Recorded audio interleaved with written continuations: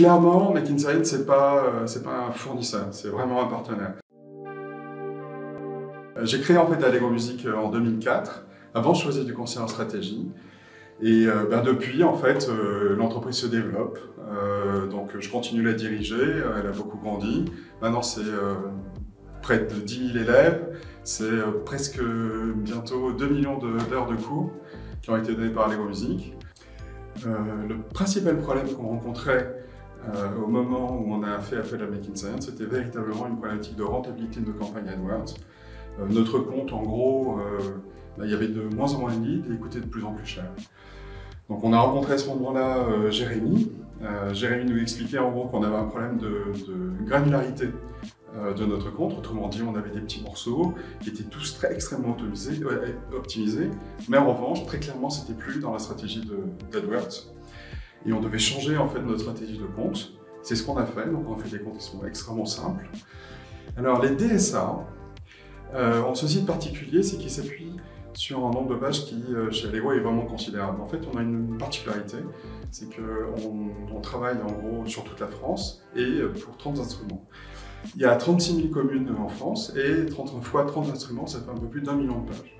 Donc on a lancé en fait ces DSA sur ces plus d'1 million de pages pour voir ce que ça donnait. Au début, c'était évidemment un pilote, puis on s'est rendu compte que ça marchait bien, ça marchait d'ailleurs mieux que les landing pages qu'on utilisait.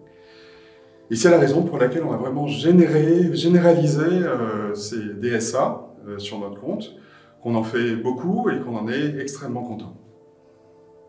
En fait, dès le démarrage, très tôt, on a vu des effets positifs, notamment sur le nombre de leads, puisqu'en gros on a augmenté de 15%, mais aussi en même temps une diminution du coût de l'ordre de 12,5%. Voilà, ça c'est le premier effet, mais surtout je pense que ce qui me paraît extrêmement important, c'est que comme on a fait des tests de plein de choses où tu utilisais beaucoup d'outils différents, faire beaucoup de pilotes, on a finalement aussi la certitude qu'on est au max de l'optimum de ce qu'il est possible de faire. Et ça, c'est vraiment Make in Science qui nous l'apporte. Clairement, Make in Science, c'est pas un fournisseur, c'est vraiment un partenaire. Et qu'est-ce que ça veut dire pour nous? Ça veut dire qu'on travaille finalement avec le même niveau de proximité et de confiance qu'on travaillerait avec des collaborateurs. Ça, c'est le premier point. Il se trouve que ces collaborateurs-là, qui ne sont pas tout à fait chez nous, ils sont bien chez Make in Science, eh bien, ils ont des compétences que nous, on ne peut pas avoir en fait. Ils ont de l'expérience, notamment sur un nombre de comptes qui est beaucoup plus large évidemment que le nôtre. Et ce que ça nous apporte surtout, c'est évidemment un retour d'expérience beaucoup plus large que ce qu'on pourrait avoir. Et donc finalement, on a à la fois la proximité, l'agilité, la compétence, la performance.